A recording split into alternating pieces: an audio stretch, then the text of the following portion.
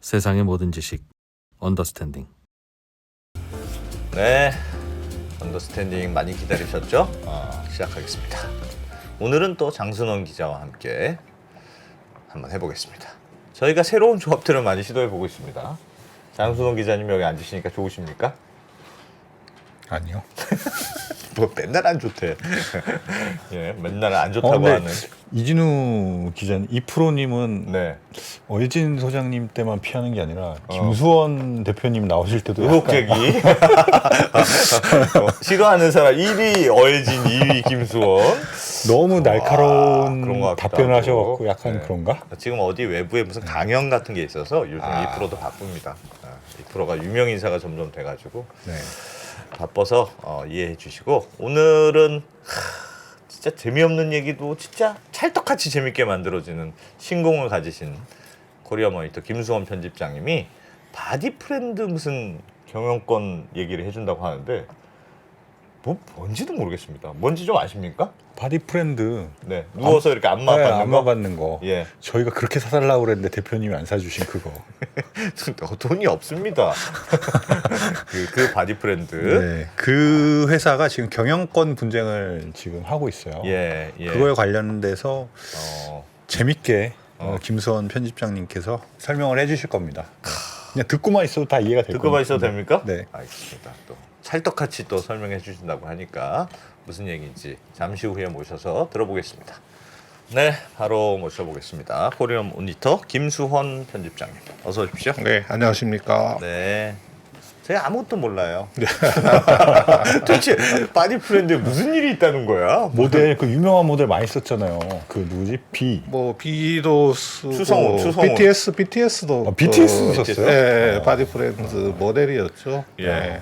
모델료 내느라고 허덕이었다가 마케팅비 모델료 엄청나게 많이 투입을 했죠. 예, 그 바디 프렌드 우리가 이제 흔히 말하는 몸 친구인데 이제 몸 친구가 예, 그 안마의자 전문 메이커라는 건 다 알고 계시잖아요. 예. 네. 그 일부 그 침대 매트리스 사업도 좀 하고 그 정수기 사업도 좀 하는데 최근에 와서 매출 비중은 뭐 매트리스하고 정수기 다 합쳐서 15%가 안 될 겁니다. 그러니까 한 85% 이상은 그 안마의자에서 예, 발생된다고 그렇게 봐야 되는데 네, 작년 7월 달에 그 이 바디 프렌드에서 예, 세컨더리 거래가 발생이 되었습니다. 세컨더리 거래가 예, 어떤 겁니까? 세컨더리 거래라고 하는 것은 어떤 거냐면 네. 사모펀드들끼리 경영권 지분을 사고 파는 걸 말하는 거거든요. 다시 말해서 네, 작년 7월 당시에 예, 이 바디 프렌드의 최대 주주는 사모펀드였다는 거죠. 네. 그 VIG 파트너스라고 하는 네. 그 사모펀드가 대주주였는데 예. 다른 사모펀드한테 이 경영권 지분을 매각을 한 겁니다. 그래서 이제 요걸 세컨더리 그 거래라고 하거든요. 두 번째 팔았다. 그렇죠, 그렇죠. 내가 한번 샀다가 요거 다시 넘겼다. 네. 뭐 이제 사모펀드가 회사를 샀다가 예, 이걸 다른 회사에 팔았을 때는 그거는 이제 세컨더리 거래가 아니죠. 예. 또 뭐 회사를 샀다가 예컨대 뭐 IPO를 해서 뭐 상장을 해서 뭐 지분을 뭐 넘긴다든지 예, 뭐 그런 예. 것도 세컨더리 거래는 아니고 사모펀드들끼리 끼리? 경영권을 이렇게 지분을 주고 받았을 때 그걸 이제 세컨더리 거래라고 하는데 왠지 좋은 느낌이 아닌데요. 왠지 예, 뭔가 작년 좀 안 7월 좋아서 달에 넘긴 것 그래서 근데 이 세컨더리 거래라고 하는 게 예. 우리나라에서는 일반적이지 않아요. 별로 없어요. 그러니까 해외에서는 세컨더리 거래가 좀 그 활발한 편인데 예. 그 시장이 잘 형성되어 있으니까 우리나라 같은 경우는 대부분 뭐 사모펀드들이 어떻게 하든지 IPO를 해서 엑시트를 하려고 하지 뭐 이렇게 세컨더리를 염두에 두고 그 투자를 하지는 않거든요. 예. 근데 하여튼 작년에 여기서 세컨더리 거래가 일어났는데 그 사모펀드 두 곳에서 같이 힘을 합쳐서 그 바디 프렌드를 인수를 한 겁니다.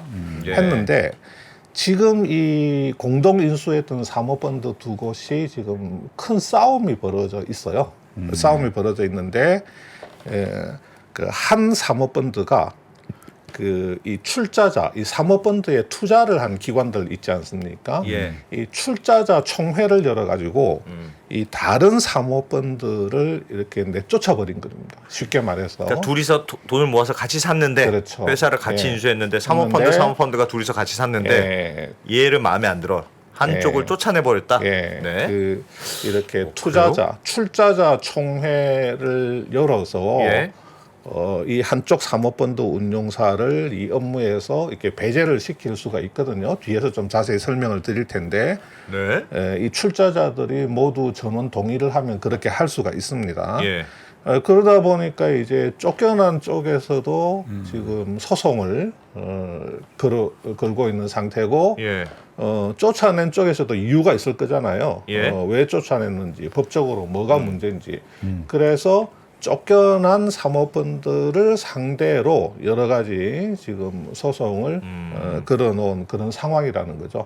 쉽게 말해서 어떤 횡령이나 배임 행위가 있었다. 이렇게 된 스토리거든요. 그래서 이게 이제 어떻게 해서 예.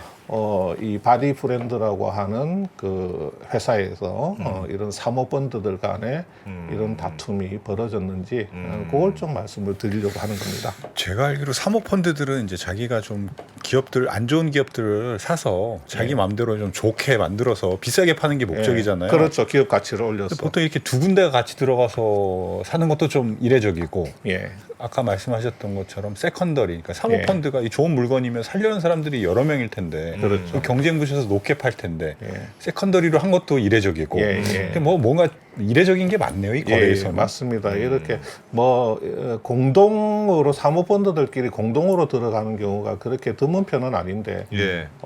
최근에 예를 들자면 오스템 임플란트 같은 경우 이제 MBK 파트너스하고 누구죠? 유니슨 캐피탈 김수민 대표가 있는 유니슨 캐피탈하고 MBK 파트너스가 공동으로 같이 그 오스템 임플란트를 인수를 했잖아요. 예.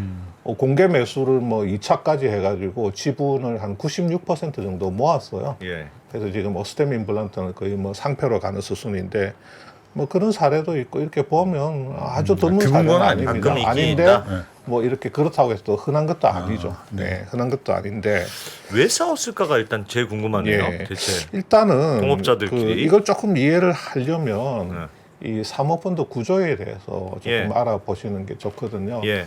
그래서 이 사모펀드 구조에 대해서 한번 간단하게 최대한 쉽게 설명을 드릴 테니까 요걸 조금 잘 이해를 하시는 게 좋을 것 같습니다. 네. 이 그림을 한번 보시면 우리 KCGI 우리가 흔히 말하는 뭐 강성부 펀드라고 예. 하는 거잖아요. 요 KCGI는 요게 회사거든요. 그 사모펀드를 만들어서 운용을 하는 회사입니다. 그러면 이 KCGI라고 하는 사모펀드 운용 회사가 여기 대표가 이제 강성부 씨죠. 예. 네, 강성부 씨가 여기 대표인데 이렇게 사모펀드를 만듭니다. 대부분 이름이 사모투자합자회사 이런 이름이 붙어요. 네. 이제 뭐 지배구조 개선 제2호 사모투자합자회사. 예. 근데 요게 우리가 흔히 말하는 그냥 사모펀드라고 생각을 하면 됩니다. 네. 사모투자합자회사라는 예. 게. 예. 자, 여기에 기관 투자자들이 이렇게 돈을 투자를 하죠. 출자를 하는 거죠. 이 회사에. 이것도 회사거든요. 네. 일종의 껍데기 펀드를 만들고 거기에 지분 참여를 하는 거예요. 투자자들이. 그렇죠. 예. 예. 기관 투자자들이 이것도 회사기 때문에 네. 사모투자 합자 회사기 때문에 여러 기관들이 이렇게 뭐 각자 이제 이렇게 이 합자 회사에 이렇게 투자를 하는 겁니다. 예. 이렇게 출자를 하는 거죠. 돈을 집어넣는 겁니다. 네. 좀 잘 좀 불려줘 강성구 그러면서 이제 예. 돈을 이렇게 넣는 거죠. 그러면 이 KCGI라고 하는 사모펀드 운용사도 자기 돈을 일반적으로 조금 넣습니다. 이렇게 네. 자기도 이렇게 찔끔 네. 이렇게 넣는 겁니다. 이렇게 어허. 이렇게 하면 여기 돈이 모이잖아요. 예. 네. 자, 그러면 이제 회사를 이제 인수를 합니다. 예. 뭐 회사를 인수를 할 수도 있고 아니면 그 지분 투자를 할 수도 있겠죠. 자, DB 하이텍 지분을 좀 사야 되겠다. 이제 타깃 기업을 DB 하이텍으로 정했죠. 예를 네. 들면 예. 그러면 이 펀드가 바로 DB 하이텍 지분을 사는 게 아니고 네. 여기 중간에 SPC를 끼워 넣습니다. 왜요? SPC를 만들어요. 왜 그렇게 해야 됩니까? 이렇게 이제 SPC를 만드는 이유는 뭐 워낙 여러 가지가 있는데 네. 우리가 흔히 뭐 말하는 뭐 파산 절연의 이유도 있고 이렇게 크로스보더 딜 그러니까 이제 그 국내하고 해외 간의 어떤 회사 딜인 경우에는 이렇게 SPC를 만드는 게 그 텍스 뭐 세금 면에서도 좀 유리할 수가 있고 예. 그다음에 어떤 뭐 규제를 회피할 때 이런 SPC 구조가 유리할 수도 있고 뭐 여러 가지 다각적인 목적이 있습니다. 하여튼 무슨 일이 있을 때 이거 내 거 아니야. 내 예, 자회사에서 그래서 한 일이야. 여기서 뭐 예를 들어서 투자한 타겟 기업에서 뭐 큰 문제가 생겨도 예. 이 SPC 단에서 그냥 이렇게 끝나게. 해결할 수 있도록 절연시키는 그런 효과도 있거든요. 그러면 요렇게 이제 SPC를 만드는데 이름을 뭐 캐러피 홀딩스 이렇게 만들었더라고요. 이거는 이제 그 강성부 마함입니다. 뭐 아무거나 캐러피를 하든 뭐 캐노피를 하든 뭐 그거는 뭐 무슨 뜻이 있겠죠. 네. 예. 뜻이 있는데 이렇게 이제 만들어서 요 펀드에 모인 돈을 요렇게 요 캐러피 홀딩스로 다 다시 출자를 시켜주죠. 예. 그럼 돈을 이제 요 캐러피가 다 받아가지고 이렇게 DB 하이텍 지분 7%를 샀습니다. 네. 그래서 DB 하이텍 주가가 많이 올랐죠. 와. 아, 행동주의 펀드가 뭐 DB 하이텍 들어왔다.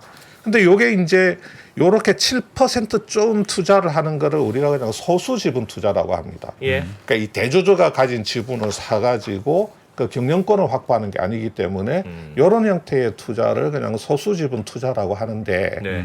그럼 이제 이 구조에서 요 KCGI를 우리가 GP 이렇게 부릅니다. General Partner 해서 네. 여기는 이제 업무 집행 사원이다. 이 펀드 투자와 관련된 모든 활동들을 전적으로 이 KCGI라고 하는 사모펀드 운용사가 맡아서 하는 겁니다. 아, 그러니까 몸통은 밑에 있는데 실제로 다 하는 거는 KCI에서 그렇죠, 다 하는 그렇죠. 거죠. 저건 예. 그냥 페이퍼들만 있는 그렇죠. 거고. 여기 펀드도 그냥 돈을 모아놓은 뭐 돈통인 거고, 예. 그 다음에 이 캐러피 홀딩스도 페이퍼 컴퍼니입니다. SPC이기 때문에 예. 실제로는 여기에 있는 인력들이 펀드를 조성을 하고 이렇게 기관 투자자들을 뭐 섭외를 해서 데리고 와서 돈을 태우고 예. 뭐 이런 SPC를 만들고 뭐 회계 처리하는 거 뭐 온갖 그 행정적인 업무를 다 하는 겁니다. 그다음에 타겟 기업에 투자하고 나서 이 타겟 기업을 상대로 어떤 액션을 한다든지 뭐 그런 것들을 다 이제 이 GP가 하게 됩니다. 예. 그래서 업무 집행 사원 또는 이제 무한 책임 사원이라고 하고 여기 돈을 태운 기관 투자자들 있잖아요. 네. 이 사람들을 LP 해서 리미티드 파트너 해서 유한 책임 사원이라고 합니다. 그래서 요 기관 투자자들은 예. 자기가 그 출자한 돈만큼만 책임을 지면 되는 겁니다. 예. 까먹어도 그냥 뭐 홀라당 까먹어도 내가 100을 태웠으면 100만 까먹으면 되는 예. 거죠. 뭐 1000을 태웠으면 1000만 까먹으면 되는 거죠. 그래서 요거는 이제 유한 책임 사원이라 그러고 KCGI는 업무 집행 사원 알겠습니다. 또는 무한 책임 사원. 이거 지금 우리가 기본 용어를 알아야 지금 이걸 이해할 수 있는 거죠? 그렇습니다. 기본 용어 설명. 그래서 이제 예. 대충 그 사모펀드가 예. 이런 식으로 구성이 된다. 네. 자, 그래서 실제로 공시가 어떻게 나가는가 하면요. 네. 한번 보세요. 여기 보시면 자, 이건 실전 예시. 예, 이게 DB 하이텍이거든요. 예. 네. 여기 보시면 여기 캐러피 홀딩스가 지분을 가지고 있다고 공시를 하게 됩니다. 이 SPC 페이퍼 컴퍼니가 나오는 겁니다. KCGI라는 이름이 나오는 게 안 아니에요. 나오고. 그럼 요걸 열어보면 캐러피 홀딩스는 누구한테서 돈을 받았는가? 그러니까 한국 지배구조 개선 2호 사모투자 합자회사한테서 돈 받았네. 그러면 이 사모투자 합자회사는 어디서 만들었지? KCGI에서 만들었구나. 강성부가 만든 거구나. 하는 걸 이렇게 알 수가 있습니다. 들어가 보면. 그래서 여기 공식적으로 DB 하이텍에 대한 투자자는 예. 법적인 주체는 캐러피 홀딩스 홀딩스로 돼 SPC가 된다는 거죠. 예. 그래서 여기 지분 공시에도 보면 여기 나와 있죠. 이렇게 유한회사 캐러피 홀딩스 지분율은 7.05% 이렇게 나오는 겁니다. 예. 그래서 이제 우리 시청자분들이 뭐 이렇게 어디 투자를 할 때 그 지분 공시를 보면 이런 걸 보고 이제 이해를 하시면 되는 거거든요. 자, 그러면 바디 프렌드는 지금 어떻게 되어 있느냐? 예.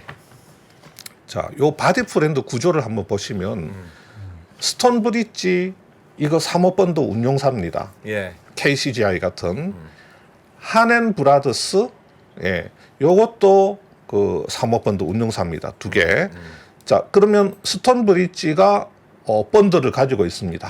뭐 미드캡이라는 펀드를 갖고 있어요. 요거 지금 두 개가 이번에 바디 프렌드를 인수한 두 사모펀드. 그렇습니다. 예. 예. 그러니까 이 스톤 브릿지도 자기들이 원래 가지고 있던 펀드가 있어요. 예. 그 미드캡이라는 펀드가 있습니다. 미드캡 1호. 음. 예, 여기 이제 출자자들이 있겠죠, 투자자들. 아, 예. 한앤 브라더스도 자기들이 조성한 펀드가 있습니다. 콘텀 1호. 아, 이름 그래서 하나씩 여기도 뭐 만드는군요. 이렇게 있겠죠. 예. 그런데 바디 프렌드를 인수하는 과정에서 퀀텀 2호하고 퀀텀 3호라고 하는 펀드를 같이 만듭니다. 같이 만들어서 공동으로 출자자들을 땡겨오는 거예요. 예. 막 다니면서 어. 한 푼 줍쇼는 아니겠지만 하여튼 돈 좀 줍쇼 뭐 이런 겁니다. 예, 그렇게 했기 때문에 이 스톤 브릿지하고 한앤 브라더스는 퀀텀 2호하고 퀀텀 3호라고 하는 펀드의 네. GP는 GP인데 같이 운영하는 GP이기 때문에 커 GP라고 합니다. 네. 커 공동, 예. 예, 공동 GP라고 하는 거거든요. 그러니까 미드캡은 스톤 브릿지가 단독 GP, 퀀텀 1호는 한앤 브라더스가 단독 GP. 예. 그러나 퀀텀 2호하고 퀀텀 3호는 같이 운영하는 코 GP라는 거죠. 예. 여기까지 이해했습니다. 자, 그다음에 그러면 이렇게 이게 펀드들의 돈이 들어 있을 거 아닙니까, 그죠? 예. 그러면 우리가 바디 프렌드를 인수를 하기로 했잖아요. 예. 그러면 이 펀드들이 바로 여기다가 바디 프렌드에다가 돈을 쏘는 게 아니고 우리가 앞에서 구조를 봤잖아요. 여기에 SPC를 만듭니다. 또 만들어. 예.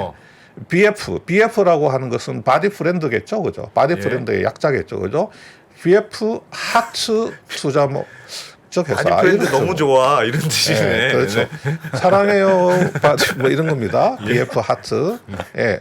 그리고 SPC를 만들어서 이 펀드들이 여기다가 돈을 이제 다 출자를 해주겠죠. 네. 돈이 여기서 딱 모이니까 그 다음에 이 SPC가 사랑해요 하면서 네. 이렇게 여기 이제 돈이 1,900억이 모인 겁니다. 예, 펀드들한테서. 예, 예. 그 다음에 요걸로는 부족하니까 이 금융권에서 인수금융으로 차입을 합니다. 2,300억 원을. 예. 은행에서 빌리는 거죠. 아, 나 바디 프렌드 대주주 지분 좀 인수해야 되는데 돈 좀 빌려주삼. 예. 그러니까 이제 산은하고 NH농협은행이 뭐 이자 얼마 줄 거 삼. 그러니까 뭐 8% 주게 삼. 그러니까 알아 삼. 이렇게 해가지고 거래가 된 겁니다. 그래서 1,900억하고 2,300억하고 해서 4,200억을 만들어가지고 예. 이 바디 브랜드의 대주주로부터 46.3%의 지분을 인수를 합니다. 네. 이 바디 브랜드 대주주는 아까 말씀드린 VIG 파트너스라고 하는 사모펀드였던 거죠. 네. 이제 여기가 가지고 있던 지분 46.3%를 이 SPC가 인수를 합니다. 그래서 이 바디 브랜드의 최대 주주, 법적인 최대 주주는 BF 하트. 예, 바디 프렌드 사랑해요 투자 목적 회사가 되는 겁니다. 이렇게. 알겠습니다. 야, 이게 사모펀드들은 뭐 딜 할 때마다 SPC 만들고 무슨 뭐 펀드 만들고 하려면 이름 짓는 것도 어렵겠습니다. 이름 뭐 한두 개 만들 게 아닐 거 아니에요. 뭐 할 이 때마다 사람은 이름 밥 먹고 하는 게 그거기 때문에 우리가 네. 생각하는 것보다는 대충 아무렇게나 쉽게 지을 수도 있습니다. 예. 그렇게 어렵게 안 고민을 하지를 고민 안 합니까? 안 합니다. 예. 뭐 언더스탠딩 있으면 언더스탠딩 사랑해요. 언더스탠딩 하트. 그럼요. SPC. 이 VIG 파트너스가 예. 바디 브랜드를 인수할 때 만든 그 SPC 있잖아요. 예. 그게 이름이 뭔지 아십니까? 뭔데요? BF 투자 목적 회사예요. 그냥 예. 와, 근데 너무 생각 없이 줬다. 그런데 이 스톤 브릿지하고 한앤 브라더스는 거기다가 하트라는 단어를 넣었습니다. 그래서 네. BF 너무너무 사랑해요. 돈 많이 벌게 해주세요. I love you. 뭐 이러면서 이제 하트를 넣은 겁니다. 예. 그러니까 무슨 고민이 있었겠습니까? 이름 짓는데. 알겠습니다. 그래서 안프로가 생각하시는 것처럼 이 사람들이 깊은 고민을 하지 고민하지 않는다. 않고 그냥 짓는다. 그렇죠. 예. 하트라는 단어 하나 넣어볼까? 예. 아마 러브하고 하트 중에서 고민을 했을 수는 있습니다. 예, 대충 그런 거거든요. 예. 그래서 이제 요렇게 뭐 VIG 파트너스한테서 샀는데 예. 여기서 이제 뭐 그까지는 필요는 없는데 요 요건 넘어갈게요. 더 하면 이제 조금 네, 뭐 네. 더 복잡해지니까 좋습니다. 요거 네. 넘어가겠습니다. 자, 이런 이제 인수 구조였다는 거죠. 네. 이런 인수 구조였습니다. 그러니까 지금 아까 말씀드린 대로 스톤 브릿지가 한앤 브라더스를 몰아냈는데 네. 어디에서 몰아냈겠어요? 퀀텀 2호하고 3호에서 몰아낸 겁니다. 왜냐하면 퀀텀 1호는 그냥 한앤 브라더스 자기 거예요. 거고. 예. 그 다음에 미드캡은 스톤 브릿지 거예요. 예. 둘이서 코어 GP를 한 거는 퀀텀 2호 펀드하고 퀀텀 3호 펀드죠. 예. 그러니까 이 2호하고 3호에 투자를 한 출자자들을 뭐 IBK 캐피탈이라든지 뭐 어떤 뭐 하림이라든지 뭐 OK 캐피탈이라든지 뭐 또 어디가 있죠? FNF는 아닌 것 같은데 예. 하여튼 그런 출자자들을 다 모아놓고 한앤 브라더스의 이제 문제점을 자기들이 파악한 문제점을 이야기하면서 찬성하십니까? 해가지고 그냥 전원 만장일치로 한앤 브라더스를 퀀텀 2호하고 3호 GP에서 해임을 시켜버린 겁니다. 근데 나머지는 있을 거 아니에요. 퀀텀 1호가 კვantum 1호는 있죠. 들어온 네, 돈이 그 한앤 있고. 브라더스는 퀀텀 1호 GP로는 있는 겁니다. 그런데 여기 한번 보세요. 요 그림에서 보시면 미드캡이 이 SPC에 대한 지분율이 33%입니다. 그러니까 요 펀드들이 다 그 돈통이니까 다 돈들이 다 다를 거잖아요. 예.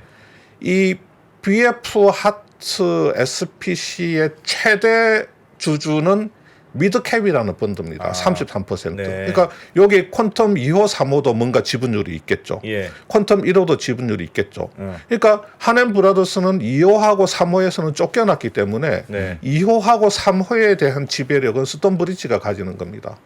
그러니까 당연히 바디 프렌드에 대해서 법적으로 영향력을 행사할 수 있는 이 SPC에 대해서 예. 스톤 브릿지가 미드캡과 퀀텀 2호, 3호를 통해서 지배권을 행사하니까 한앤 브라더스는 퀀텀 1호 GP를 유지를 해봐야 예. 사실은 힘을 못 쓰는 이런 경영권 바깥으로 쫓겨난 거죠. 알겠습니다. 예. 자, 네. 그런 구조로 보시면 되고요. 네. 자, 그러면 그렇게 돼 있군요. 사모펀드가. 예. 쫓아내기도 쉽지가 않을 것 같은데요. 저렇게 막 섞여 있으니까. 뭐 LP들이 전적으로 거의 그 요렇게 GP는 GP들끼리 협약서를 만들고 예. 또 GP하고 LP 간에 또 협약서를 또 만들죠. 예. 근데 보통 저렇게 그 단독 GP라고 하더라도 LP들이 야, 이 GP는 이거 못 쓰겠다, 이거 안 되겠다, 애들이 어벙하게 정신을 못 차린다 그러면 LP들끼리 모여가지고 결의해가지고 GP를 교체해버릴 수도 있습니다. 그럴 수도 있습니까? 그 다음에 이런 코 GP 형태에서는 한쪽 GP가 다른 쪽 GP가 정말 법적으로 못된 짓을 했다고 생각되면 네. 이렇게 출자자들한테 호소를 해서 그걸 그 LP들이 다 인정을 해주면 그냥 동의해서 100% 동의하면 한쪽 GP를 몰아낼 수가 있는 거죠. 100% 동의 안 하면요? 한 표라도 그게 규약에 나왔다. 어떻게 되어 있는가에 따라서 다르겠지만 일반적으로는 이 어떤 GP를 몰아내는 게 쉽지는 않기 때문에 예. 그 만약에 규약에 전원 동의를 원칙으로 한다 그렇게 돼 있으면 전원 동의를 안 해주면 몰아내지를 못하는 거죠. 야. 뭐 큰 잘못을 했나 봐요. 그러니까요. GP들이 다 아니 그래도 저기 잘못을 LP들이 좀, 다 동의를 잘못을 좀 했더라도 참여한 막 업체들도 많을 텐데 기관들도 많을 텐데 네. 한 군데만 포섭해도 안 쫓겨나는 거잖아요. 그렇죠. 네. 뭘 그 얼마나 지금 이쪽에 스톤 브릿지 쪽에서 주장을 하는 게 어떤 거냐면요. 예. 스톤 브릿지 이게 이제 작년 7월 달에 이 스톤 브릿지하고 한앤 브라더스의 그 투자가 이루어졌거든요. 네. 그때 이제 VIG하고의 거래가 작년 7월 달에 이루어지고 올해 들어와서 뭐 한 2월부터 이 문제가 본격적으로 불거졌고 그다음에 그 3월 10일에 LP 총회에서 한앤 브라더스를 몰아냈으니까 예. 같이 공동으로 그 바디 프렌드를 인수한 지 한 6, 7개월, 7, 8개월 만에 그냥 안에 내분이 일어나 가지고 저쪽을 몰아냈는데 스톤 브릿지 쪽의 그 입장은 예. 그렇습니다. 어떤 거냐면 이 한앤 브라더스라고 하는 사모펀드 운용사가 이건 이제 스톤 브릿지의 주장입니다. 예. 이 한앤 브라더스라고 하는 이 그 사모펀드의 운용사의 대주주가 있는데 그 일부 기사화가 됐기 때문에 이름도 밝힐게요. 예. 그러니까 한주희 씨라고 하는 대주주가 있는데 네.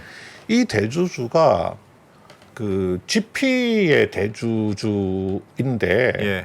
한행컴퍼니에 아니 한행컴퍼니가 아니고 한행 브라더스. 저기 저 바디 브랜드에 들어가 가지고 예. 회장 명함을 파고 그 회장 행세를 했다는 거죠. 예. 아무런 어떤 공식적인 절차나 협의 없이 그냥 회장 명함 파고 회장으로 취임해 가지고 그 바디 브랜드 본사에 뭐 7층인지 몇 층에 큰 회장실을 만들고 본인의 연봉을 한 10억 정도로 굉장한 고액 연봉을 책정을 하고 그 바디 브랜드 사옥 안에 회장실을 만들고 굉장한 그 고급 인테리어를 해서 한 15억 정도를 인테리어 비용으로 책정을 해서 공사를 하고 있던 그런 중이었고 그 다음에 그 이 한앤 브라더스 쪽에 그 인사 이 한주희 그 대주주하고 굉장히 가까운 그 양금란 씨라고 하는 분은 또 들어가 가지고 뭐 총괄 사장이네 임내 뭐 그 CFO 임내하면서 그런 자리를 차지하고 앉아서 역시 이제 굉장히 과도한 연봉을 받으면서 그 회사 경영에 뭔가 적법한 어떤 선임 절차라든가 이런 거 없이 들어가서 회사 경영에 이제 관여를 했다. 예, 그런 이야기거든요. 예. 그 그래서- 코어 GP인데 둘 사이에 뭐 협의가 없었. 그러니까요. 제가 어떤 건가 스톤 보죠? 브릿지에 물어보니까 일체 그런 데에 대해서 자기들도 정말 뒤늦게 알고 너무 황당했다. 뭐 이런 이야기를 하는 겁니다. 그 바디 브랜드의 경영진은 그럼 그거에 대해서 뭐 동의를 해줬나요? 그러니까 지금 바디 브랜드의 경영진이 문제예요. 자, 작년 7월 달에 그 경영권을 인수를 했으니 예. 당연히 이 사모펀드 쪽에서 회사의 뭐 CEO라든지 뭐 이런 사람들을 선임을 했겠지 않습니까? 근데 지금 그 제가 알기로는 그 당시에 그 사모펀드가 바디 브랜드를 인수를 하고 나서 은행 출신의 은행에서 굉장히 높은 직위에 있었던 분을 그 바디 브랜드의 그 CEO로 선임을 했는데 그러면 이렇게 한주희 씨가 들어와서 어떤 뭐 회장 역할을 하고 뭐 고액 연봉을 책정을 하고 인테리어 공사를 하고 양금란이라는 분이 뭐 정체도 모르겠는 분이 들어와 가지고 뭐 CFO다 어쩐다고 하면 당연히 안에 회사에서 뭐 이사진이라든지 아니면 그 CEO가 그것을 알 텐데 네. 이게 이해가 안 되는 거예요. 그 부분에 대해서 스톤 브릿지 쪽에서 제가 볼 때는 그 부분이 조금 곤혹스러운 것 같습니다. 근데 그런 부분이 있었으면 당연히 뭐 어떤 그 스톤 브릿지 쪽에 뭐 이야기를 한다든지 아니면 이거는 좀 아닌 것 같다.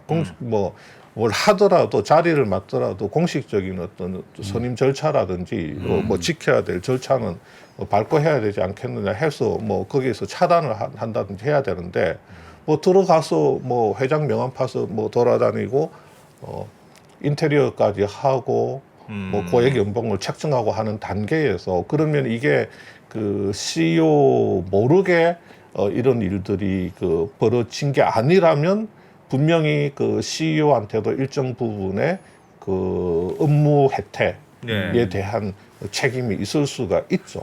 네. CEO 모르게 했을 수는 없겠죠.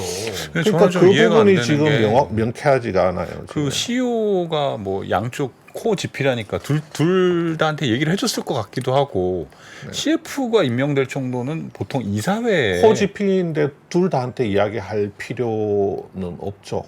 어차피 이거는 한앤 브라더스 쪽에서 저지른 일이니까 예. 뭐 스톤 브릿지 쪽에만 이야기를 하면 되는데 그러니까요. 예. 그랬을 것 같기도 한데 제가 그 자리에 있어 그랬을 것 같기도 하고 또 하나는 CFO를 그쪽에서 임명했다고 하는데 CF는 되게 중요한 자리니까 양측이 협의를 했을 수도 있을 것 같고 이사회 보고 정도는 되지 않았을까요? 근데 그러면 그 코지피 쪽에서 그 아까 말씀하신 스톤 브릿지 그쪽에서도 이사회에 들어와 있을 거 아닙니까? 그렇죠. 스톤브리지 쪽에서 이사회에 들어가 있습니다. 기타 비상무 이사로 뭐 반대를 하거나 스톤브리지의 뭐, 대표가 네. 이사회에 들어가 있죠. 당연히 들어가 뭐 있죠. 반대를 하거나 뭐 둘 코지피 간이 협의를 하거나 그랬을 네. 것 같은데.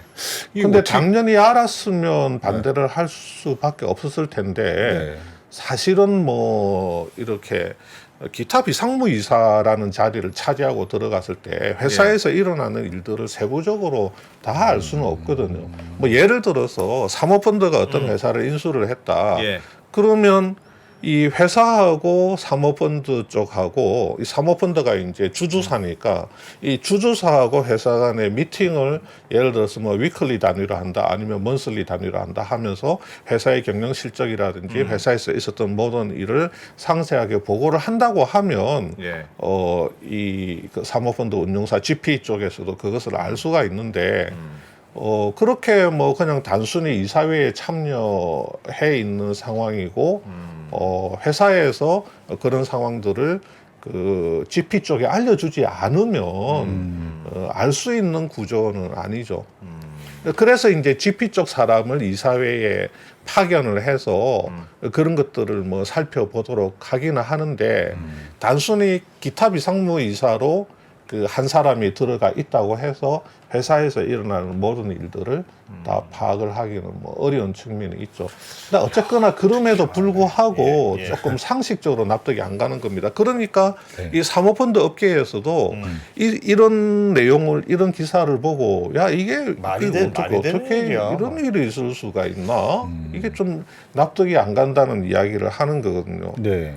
그 다음에 이제 뭐 스톤브리지 주장에 따르면 이 한앤 브라더스의 그 대주주인 한주희 씨가 자기 개인 회사하고 이 바디 브랜드하고 그 수억 원대의 그 컨설팅 계약을 해서 매월 뭐 최대 한 4천만 원 정도를 그 바디 브랜드로부터 뭐 받아갔다든지 또 아주 과도한 해외 출장비라든지 뭐 법인카드의 사적인 사용 또 리스 차량의 사용이라든지 우리가 흔히 말하는 그 굉장히 그 경영이 잘못된 회사에서 볼 수 있는 그런 모습들이 있잖아요. 뭐 횡령적인 부분, 배임적인 부분들 이런 것들이 이런 사모펀드 GP사에서 나타났다는 게 도저히 이해가 안 된다는 거죠. 보통 사모펀드가 그런 거 잡아내려고 그렇죠. 들어가는데. 사모펀드 역할이라고 하는 거는 이제 자기들이 그 투자한 기업, 포트폴리오 기업에서 어떤 경영진들이 잘못하고 있는 게 없는지 그런 것들을 좀 감시하고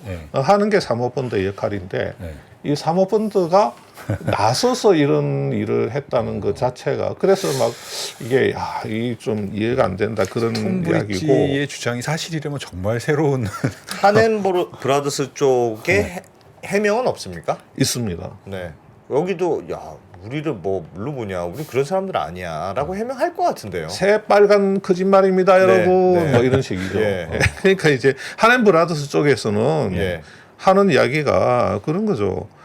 이 스톤브리지가 단독 GP를 하고 싶어서 허위 문서를 만들어서 그 허위 문서에 내쫓는 기초해서 거다. 그 LP들을 회유하고 설득해서 우리를 내쫓았다. 예를 들어서 뭐 한주희 회장이 그냥 회장이 된 게 아니고 예. 스톤브리지 대표가 먼저 어떤 그 제안을 했고, 예. 그래서 그것을 받아들여서 한 것이고, 그 다음에 연봉 문제도 그 지금 그 바디 프렌드 안에 그 오너 일가가 이사로 있어요. 예. 그 강철웅 이사라고. 그 강철웅 이사가 제안한 금액보다도 우리가 책정한 연봉 자체가 오히려 더 낮다. 그리고 그 바디 프렌드 그 지성규 대표 지금 은행에서 하나은행 출신 예.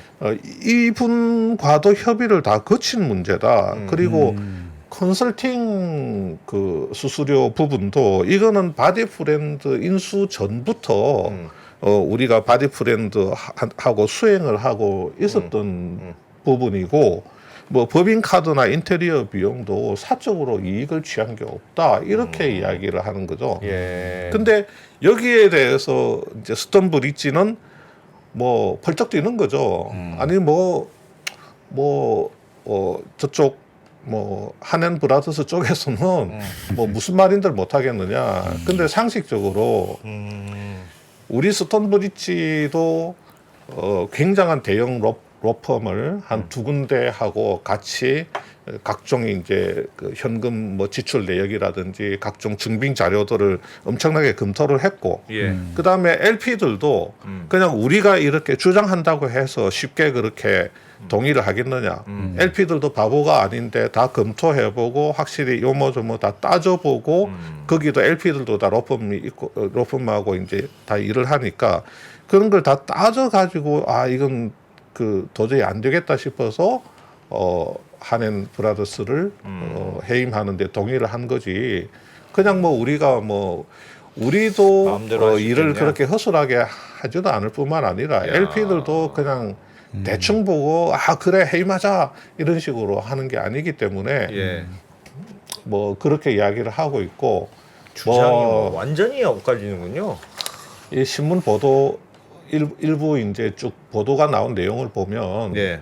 뭐 그런 게 있더라고요. 한앤 브라더스의 그 이 대주주가 한앤 브라더스의 대주주가 옛날에 뭐 아프리카 투자 사기로 그 검찰에 구속 기소가 되어서 그 유죄 선고를 받은 그런 기록들이 있더라고요. 예. 보니까 뭐 집행유예 징역 2년에 집행유예 4년인가 뭐 그런 그 기사들이 좀 있더라고요. 그러니까 이 과거 좀 전력 자체가 좀 좋지가 않다. 그리고 이 한앤 브라더스라고 하는 이 사모펀드 운용사 자체가 21년도 뭐 이렇게 21년 말쯤에 만들어졌대요.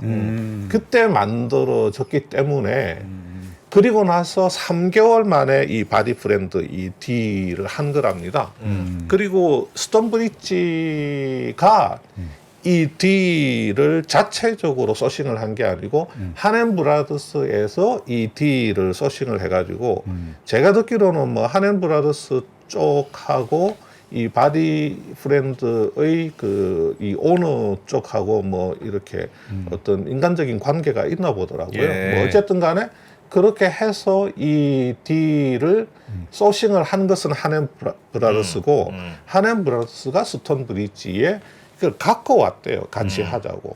예, 그러니까 이제 LP들이 이 한앤 브라더스에 대해서는 좀 신뢰가 그렇게 크게 안 가니까 예. 야 이거 뭐 제도권 내에 뭐 알만한 그 GP하고 같이 하지 않으면 뭐 우리가 참여를 하기 어렵다. 뭐 이런 식으로 하니까 그 한앤 브라더스가 스톤브리지를 찾아가 가지고 이거 같이 합시다 해서 이렇게 그 메이드가 됐다는 거죠. 그러니까 예. 스톤브리지에서도 이게 족보 없는 GP다 보니까 뭐 이 사람들이 뭐 트랙 레코드가 없는 거예요. 과거에 어떤 딜을 했고 뭘 했는지 뭐 어떻게 엑시트를 했는지 이런 게 아무것도 없으니까 그냥 뭐 바디 프렌드에 대한 믿음, 그냥 뭐 바디 프렌드 이렇게 좀 잘 이렇게 예, 만지면 예. 나중에 뭐 다시 IPO를 할 수 있다든지 좋은 기회가 올 것 같다는 그런 그냥 믿음으로 했는데 그렇게 보면 스톤브리지는 되게 허술하게 돈을 태운 거네요. 그런 셈입니다. 솔직히 말하면 스톤브리지가 네. 지금 아픈 거죠. 스톤브리지는 이 사건에 대해서는 굉장히 그 내부에서는 지금 아파해야 하는 거죠. 그 동업체 검증도 제대로 안 하고 중간에 회사의 정보도 차단이 되고 예. 어떻게 보면 사모펀드의 GP 역할로서는 정말 이렇게 좋은 사례는 아닙니다. 아닙니다. 지금 아직 모릅니다. 지금 한앤 브라더스가 진짜 나쁜 사람인지 스톤브리지가 나쁜 사람인지. 그러니까 스톤브리지의 주장이 사실이라고 하면 약간 어떻게 보면 자기 얼굴에 약간 뭐 그런 거네요. 예. 그래서 지금 뭐 이제 우리 안프로는 지금 현재 상황으로는 판단을 할 수가 없다. 물론 그 한앤 브라더스가 강력하게 반발을 하고 있고 예. 또 GP에서 해임된 부분에 대해서 그 법원에 지금 해임 무효 소송을 걸어놓은 상황이거든요. 예. 그런 상황이고 또 바디 프렌드라는 회사는 아까 말한 그 CFO 역할을 했다는 양금란 씨에 대해서 예. 그 횡령 배임으로 또 지금 고발을 해놓은 상황이고 예.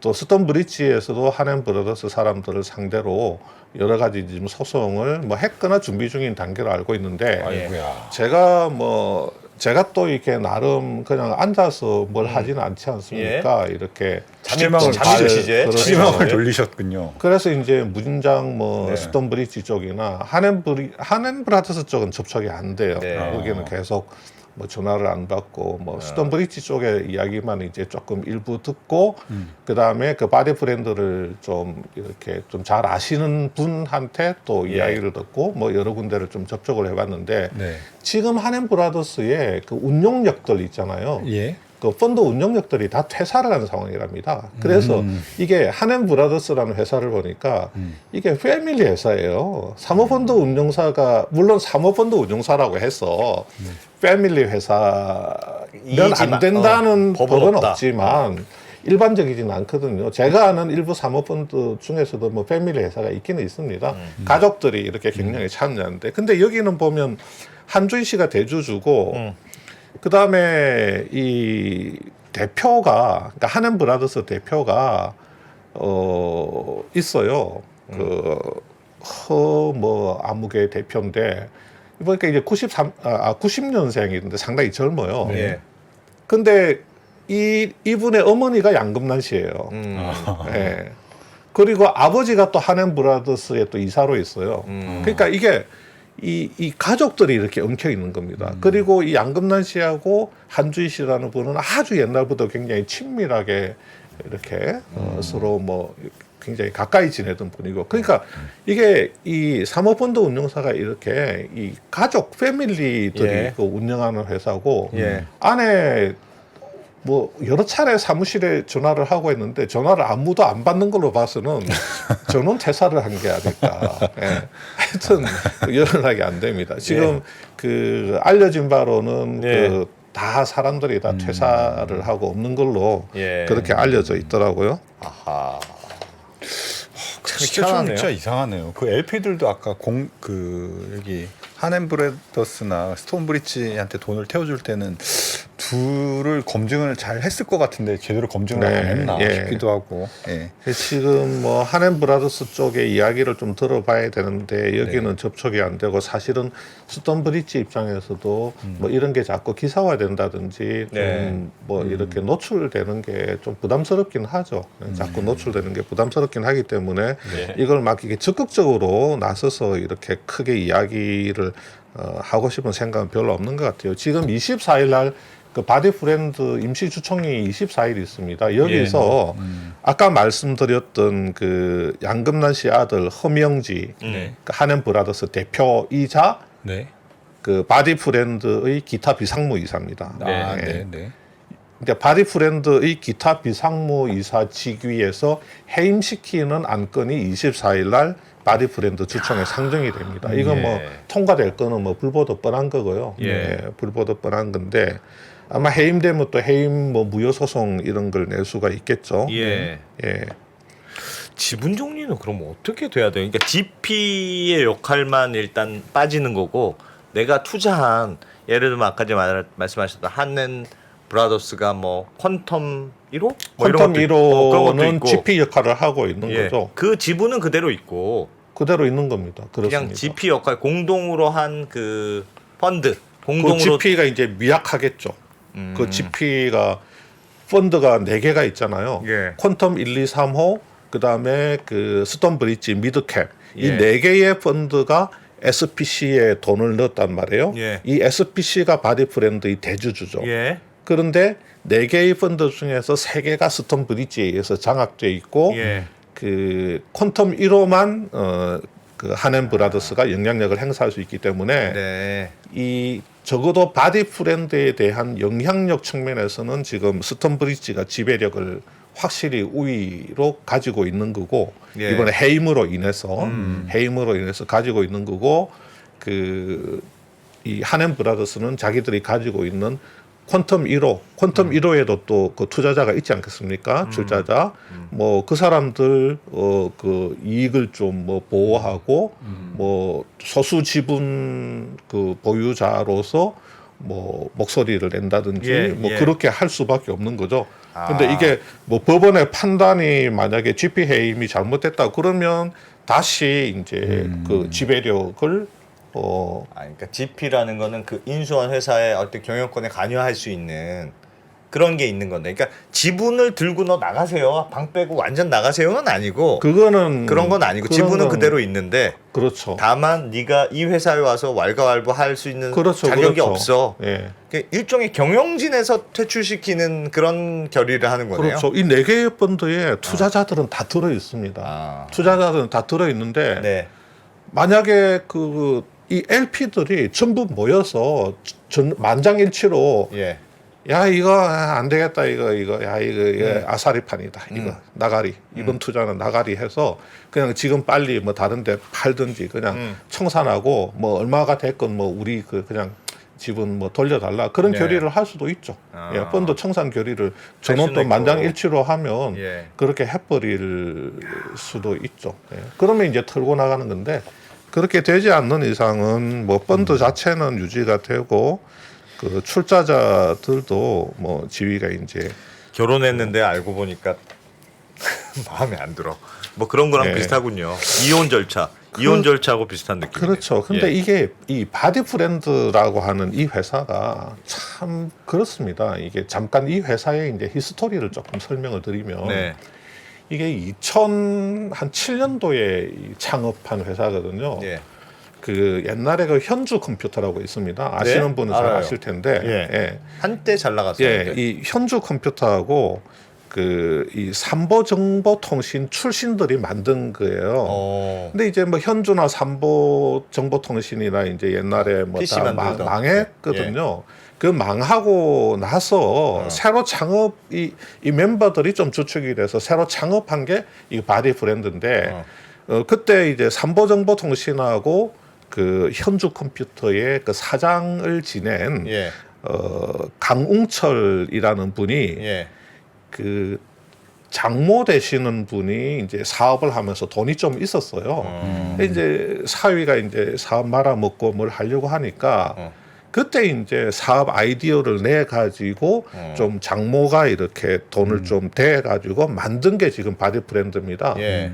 그래서 이 그 조경희 씨라고 하는 분이 돈을 대 가지고 바디 브랜드를 만들고 예. 그 사위인 그 현주 컴퓨터 사장 출신인 예. 강웅철 씨가 아직도 그 바디 브랜드의 이사로 있어요. 예. 그분은 있는데 그렇게 해서 이제 이 사업을 키웠죠. 이 사업을 키우다가 잘 됐습니다. 잘 되니까 2014년도쯤에 이제 좀 IPO를 하려고 했는데 이게 네. 좀 여의치 않았어요. 그래서 어떻게 하냐면 2014년도에 예. 이 창업 일가들이 그 사모펀드에다가 지분을 다 팝니다. 그때 들어온 게 VIG 파트너스예요. 그러니까 VIG 파트너스가 2014년 5년도 때 창업 일가의 지분을 이제 사서. 다 인수를 해가지고 예. 들어오는데 그래서 VIG 파트너스가 그 당시에는 지분율이 한 90%쯤 돼요. 다 샀네요. 근데 다 샀어. 그런데 이게 구조가 이게 상당히 재밌는 게 어떤 구조냐면 아까 왜 제가 사모펀드 구조를 계속 말씀드렸냐면 예. 자 VIG 파트너스가 SPC를 만들어야 될 거 아닙니까? 예. 하트 이름 들어간 예, 거. 하트 이름 들어간 거. 그 SPC가 이제 그 바디 브랜드 지분을 인수를 하는데 예. 이 창업 일가가 자기들 지분을 SPC한테 다 털지 않았습니까? 예. 다 털면서 그 돈을 SPC에다가 또 재투자를 해요. 어머나. 예. 일종의 그럼 LP가 되는 건가요? 판 게 아니잖아요. 그렇죠, 그렇죠. 그러니까 팔기는 팔았는데 약간 산 같기도 사람이 하고. 만든 SPC에 돈을 또 재출자를 하는 겁니다. 예. 그래가지고 얼마나요? 아, 40%. 이 SPC 지분의 60%는 VIG 파트너스 쪽이고 예. 40%가 창업주 일가가 돼가지고 역시 창업주 일가가 이 SPC를 통해서 바디 브랜드의 어떤 영향력을 행사할 수 있는 토대를 그대로 가지고 가는 겁니다. 한 절반 정도만 엑시트한 그렇죠. 느낌이네요, 사실상. 예, 예. 그래서 원래는 어떤 뭐 사모펀드가 어떤 회사를 인수할 때 예. 그 매각자 쪽에 예를 들면 창업 일가 쪽을 조금 이제 어느 정도 이렇게 그 재출자를 시키죠. 예. 그걸 이제 창업자 쪽에서 원하기도 하고 나중에 이제 지금은 회사를 팔지만 이 회사가 나중에 커서 정말 더 좋게 돼 가지고 좀 비싸게 팔 때 내가 여기에 좀 출자를 해 놓으면 나도 좀 먹을 게 생기니까 예. 뭐 겸사겸사해서 큰 돈 생긴 김에 거기다가 일부 출자를 하는 경우가 있거든요. 네. 그렇게 되면 이제 큰 딜을 할 때 대형 빅딜을 할 때는 뭐 창업자고 나발이고 그냥 깨끗하게 그냥 털고 나갑니다. 그냥 뭐 돈 받고 딱 정리하고 나가는데 약간 이런 어떤 중소형 딜을 할 때는 이 회사를 창업자들이 너무너무 잘 알고 있고 창업자들이 심어놓은 사람들이 전부 다 회사 임원으로 많기 때문에 예. 이 사람을 그냥 한 방에 빵 하고 걷어차기보다는 계속해서 좀 이렇게 경영을 하게 그러니까 뭐 횡령이나 배임이나 악행을 하지 않은 창업자라면 예. 그런 사람이 아니라고 하면 이렇게 계속해서 좀 경영을 할 수 있는 경영에 참여할 수 있는 요 길을 터주는 게 사모펀드 입장에서도 회사 밸류를 올리는 게 좋단 말이에요. 예. 그래서 그 지분 털고 받은 자금 일부를 이렇게 다시 SPC에 넣도록 하는데 요거를 이제 업계에 계신 분들은 업계에 계신 분들이 이제 그냥 그 뭐 표현할 때 볼모로 잡는다는 표현을 합니다. 아 그렇게 얘기하시더라고요. 예, 그냥 창업자들을 남겨놓고 볼모로 잡아 놓는다 이런 표현을 하는데 하여튼 그렇게 이제 볼모로 잡아 놓고 이제 회사를 좀 더 예. 좋게 만드는 그런 케이스들은 있죠. 있죠. 그러니까 그런 이 케이스 바디 있죠. 브랜드 같은 경우는 좀 과도한 거죠. 40% SPC에 대해서 VIG가 60% 창업주 일가가 40%를 가지고 있으면 야, 그러면 그렇다면 바디 브랜드에는 사모펀드가 인수는 했지만 창업주가 사실상 경영에도 참여하고 다 남아 있는 상태잖아요. 경영은 계속 하고 있는 분위기였는데. 예, 지금도 뭐 바디 브랜드는 그 이 스톤 브릿지하고 한앤 브라더스 얘네들이 뭐 한 46%인가 되고 예. 그 창업자 4위인 강웅철 이사가 뭐 30 몇 %가 그래요. 지분 많이 있습니다.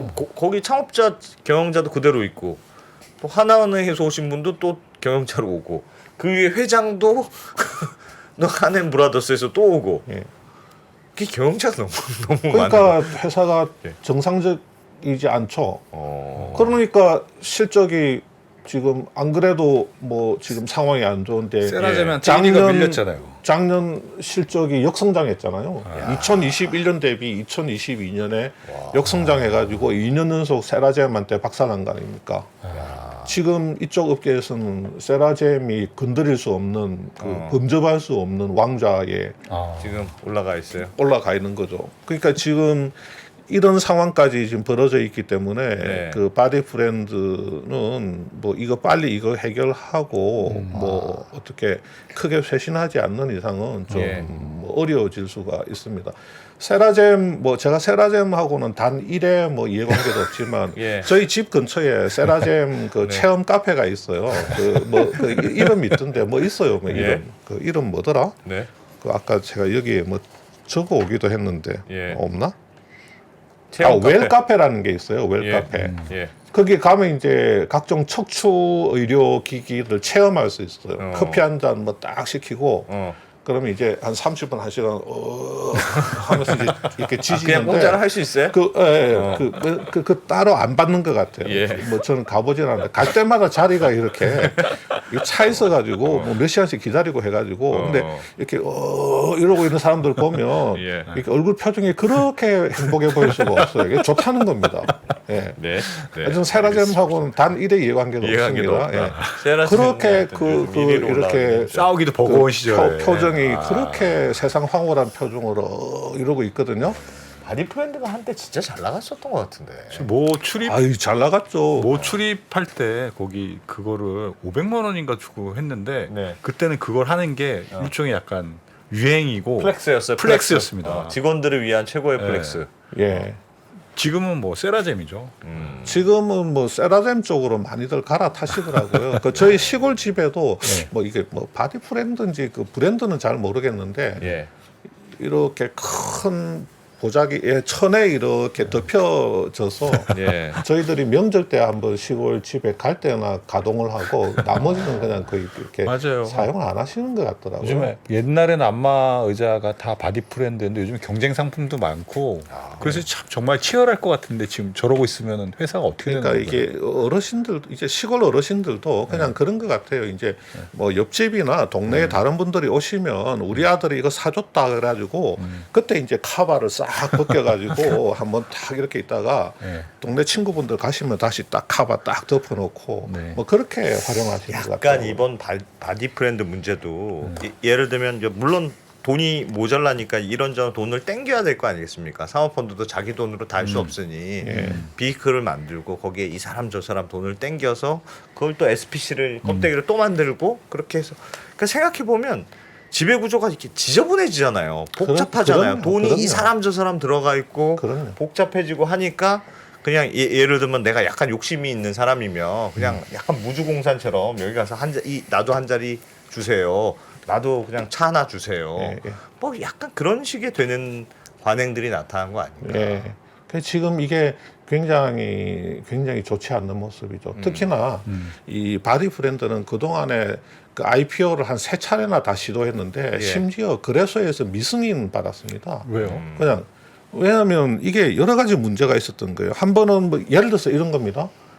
그 창업자 이게 바디 브랜드라는 상표권을 이게 창업자 사위인 그 강홍철 씨가 그걸 상표권을 가지고 있는 거예요. 예. 그러니까 2015년도에 아. VIG 파트너스가 이제 이렇게 실사하고 하는 단계에서 보니까 회사 상표권을 회사가 가지고 있는 게 아니고 오너 일가가 이렇게 가지고 있네. 그래서 이 오너 가족한테 회사가 계속 상표권 사용료를 주고 있었던 겁니다. 그래서 이거 안 된다. 이런 거는 그 IPO를 하기 어렵다. 왜냐하면 이 거래소에서도 특히 상표권 같은 게 그 오너 가족들이 상표권을 갖고 있는 거 이런 거 좋게 안 보거든요. 뭔가 불투명한 경영이라든지 그렇죠. 나중에 문제가 그렇죠. 될 수 있는 소지가 예. 있기 때문에 예. IPO 할 때 되게 불리합니다. 그래서 180억인가를 바디 브랜드가 강홍철 씨한테 강홍철 이사한테 주고 상표권을 샀어요. 예. 그런데 그렇게 했는데 나중에 2018년인가 2019년인가 IPO 할 때 보니까 미국 상표권을 또 그대로 가지고 있네? 그대로 가지고 있어가지고 또 이제 그때 문제가 된 거예요. 그래서 뭐 강홍철 씨가 미국 상표권은 내가 행사하지 않겠다. 그냥 회사가 무상으로 쓰도록 하겠다고 뭐 각서 쓰고 이랬던 적도 있었고 그 다음에 이거 아까 말씀드린 대로 뭔가 사모펀드가 들어와 있는데 완전히 장악하고 있다기보다는 그냥 재무적 투자자 FI로 들어와 있는 그런 느낌이 들고 예. 그 창업자 일가들이 이제 영향력을 행사를 하고 있고 뭔가 좀 지배 구조가 약간 좀 깨림직하게 보이는 뭐 그런 이제 문제도 있고 그다음에 공정거래위원회에 네. 허위 광고로 2019년에 한번 크게 잡혔어요. 예. 그때 한번 허위 광고로 한번 크게 잡혀가지고 예. 그게 뭐였냐면 시간 없네요. 예. 애들 뭐 빨리 키 크는데 도움 된다. 요겁니다. 뭐 요거 그거. 하이키. 어. 바디 프렌드 어린이용 안마 의자에 앉으면 키도 크고 머리도 좋아져요. 키 크고 성적 쑥쑥 하이키. 요거 공정거래위원회에 엄청난 허위 광고로 잡혀가지고 검찰 고발됐습니다. 그래서 아이고. 대표이사가 예. 유죄 뭐 벌금형도 뭐 하여튼 유죄는 거니까 이거 네. 검찰 고발까지 갔어요. 그래서 그 벌금형 또 세게 받은 사안입니다. 이런 것들이 자꾸 IPO 근방에서 터지니까 예. IPO를 못 하고 있었던 겁니다. 예. 뭐 요런 것들 뭐 노동법 뭐 근로기준법도 안 지켜가지고 임금 제대로 안 줘가지고 노사 분교 일어나고 예. 그런 일들도 많았었거든요. 아이고. 알겠습니다. 바디 프렌드 사례로 본 사모펀드는 어떻게 이름을 짓는가? 사랑해요. 뭐 이런 뭐 그런 주제. 네. 재밌네요. 하여튼 김수원 대표님은 네. 하여튼 이상한 별거 아닌 것 같은데 재밌어. 엄청난 능력이시니. 잘 들었습니다. 바디 브랜드. 야, 사모펀드가 또 그렇게 복잡하게 하는지는 오늘 또 처음 배웠네요. 사모펀드가 들어가면 회사가 좀 깨끗해지는 걸로 알고 있었는데 그렇지도 않네요. 이런 거 보면. 그러니까요. 네. 또 깨끗하게 하는데 여기가 좀 알겠습니다.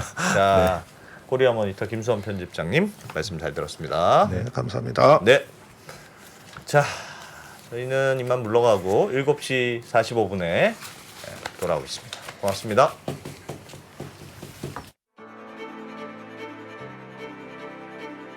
양안 전쟁이 발생한다면 미사일과 공군기는 이쪽에서 많이 돌아다닐지 몰라도 육상전은 한반도가 불바다가 될 가능성이 더 크다고 생각합니다.